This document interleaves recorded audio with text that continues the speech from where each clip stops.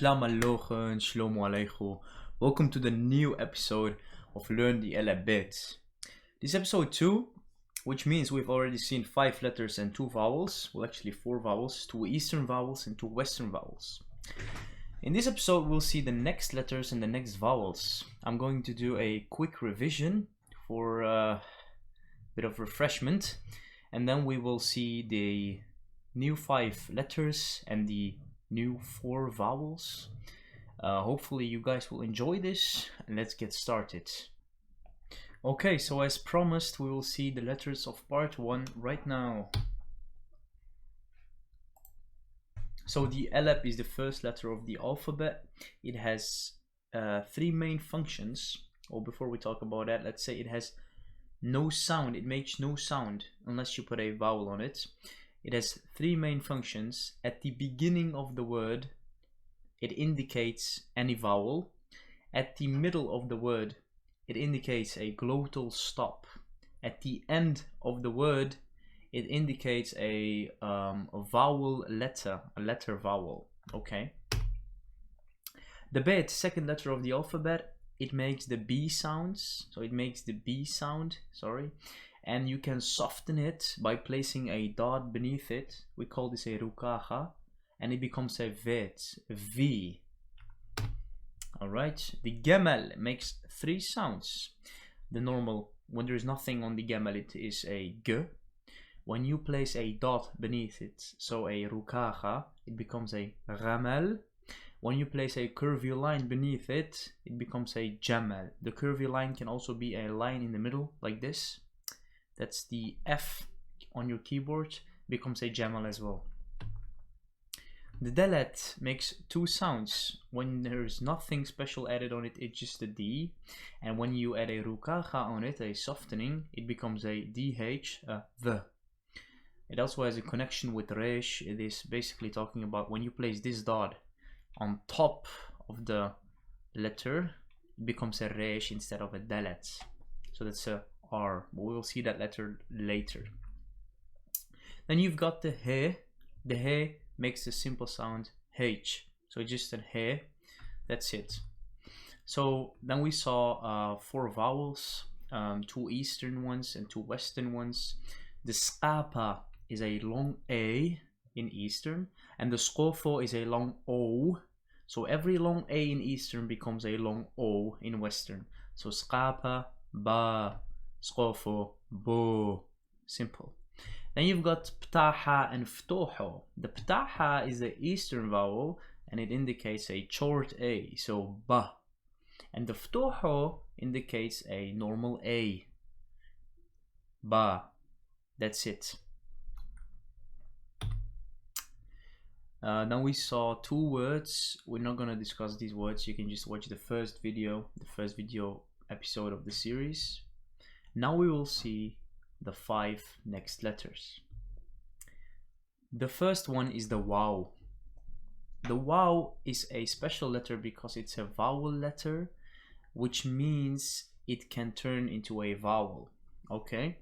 When it's not a vowel, when it's a normal consonant, the Waw makes the W sound. That's it. So when it looks like this, so how do you draw this? Start from this point, circle, but you don't connect. Okay, in a triangle you don't connect. So when you turn this into a vowel, well, how do you turn this into a vowel? By placing a dot at the top of this letter, it becomes a O, a O. When you place a dot beneath the Waw, it becomes a U. All right, so that's the Waw. Placing a dot on the top becomes a O. When you place a dot beneath the Waw, it becomes a U. So if you add that, composition to another consonant, for example the Bet, it becomes a Bo or Bu. Now we've got the Zain. The Zain is a very simple letter. It makes the Z sound. So from the bottom to the top, diagonal line, that's it. That's the Zain. Then you've got the Het, or the Het, as it is pronounced in some subdialects of the Eastern dialect. You start from this point You go up, go down, go up again, and then go down. Which sound does this produce? As we've said, the h, or the ch in some dialects. Now we've got the tet. The tet, it's an emphasized T, the t. Okay. How do you write down this letter? You start from this point, straight line. You lift your pencil, go back to this point, go down, well, like this, and you go up. That's it. That's the tet. Now we've got the YUD. The YUD has two forms. So as you know, we read from right to left. So when there is another letter first, like the Alap in this case, the YUD looks a bit different. It looks like this. Okay, how do we draw this? Start from this point, you go down. That's it. YUD, when you begin a word with the YUD, the YUD looks like this, so it looks a bit different. Two forms. You go up, then you go down, like the height, but then straight line. The YUD makes the Y sound. It's a vowel letter as well. It can become a vowel when you add a dot beneath the YUD. But we will see this vowel on its own. So when you add a YUD, when you add a dot beneath the YUD, it becomes a long E. So E. So when you end a word with that vowel, another vowel letter, you don't have to add the Alap. As I have said many times before, if you add a vowel, if you end the word with a vowel letter, so may it be the wow vowel letter or the YUD vowel letter, you don't have to add the Alap at the end. But in the beginning you have to. So today we will see 4 other vowels. At this time the Eastern vowels are at the right hand side. So how do you recognize the Eastern vowels? Basically the ones with the dots are most of the times the Eastern vowels, because the Western vowels look a bit different, right? We'll start with the Ruacha and the Asoso Cario. Ruacha, it's the vowel we discussed before. It's by placing a dot above the wow. So we read the bit, then a wow, placing a dot above it, it becomes a O. So in Eastern this is bo. When you add a Western vowel like this, well, since in the Western dialect you've got the Schlofo for the long O. That's another vowel we learned, the Schlofo. Well, that vowel already indicates a O, so they don't really need this anymore. That's why they've got this, which is a asoso cario, which is a short O in this case. And as you can see, the asoso yarucho looks exactly the same, so it depends on the context.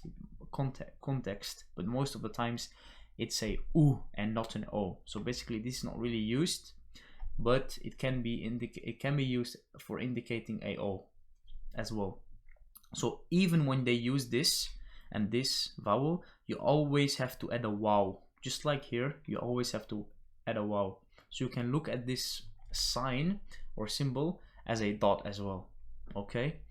Then we've got the asoso, yaricho, and the ruasa. Asoso, yaricho, and the ruasa. The ruasa is a U. So instead of putting the dot at the top, you put it at the bottom and it becomes a U. So boo. And this same thing, so there should be a wow here. This can indicate the U sound as well. Okay. So for Western, very simple. You use this sound for a U with a wow. And for Eastern, you just have to add a wow and a dot beneath it for a U sound. When you place the dot on top of it, it becomes a O. Now we will see 2 words using some of these vowels. The first word that we see here is, well, let's try to read this together. Well, this is the T, so the emphasized T.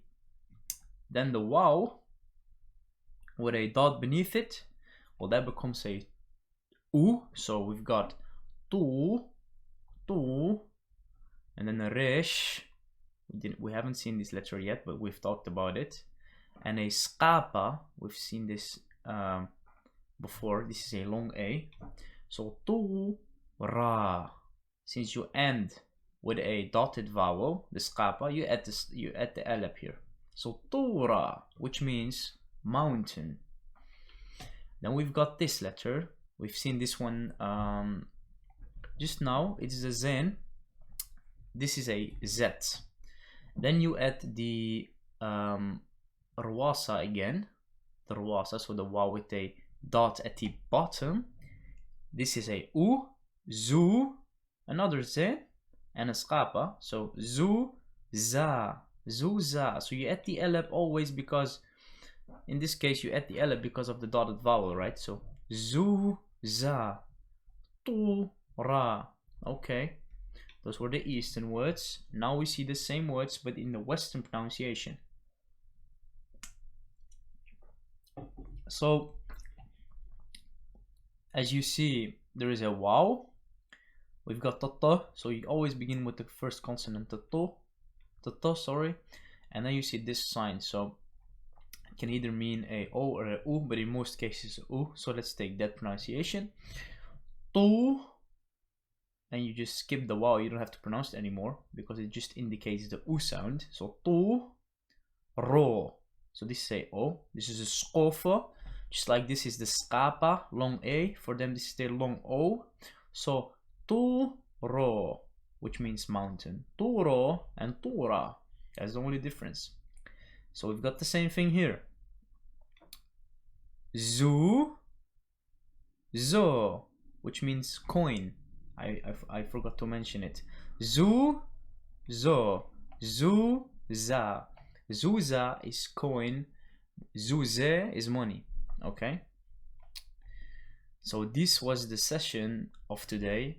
Hopefully it was useful. Please hit the like and the subscribe button to follow up this series. We've also probably gonna do another series after this one. This is very basic, so the first step you have to do is you have to learn the Alap-Bet. After the Alap-Bet, we can learn new words, we can do grammar, we can do very different things, talk about different topics, and I hope you guys enjoy this.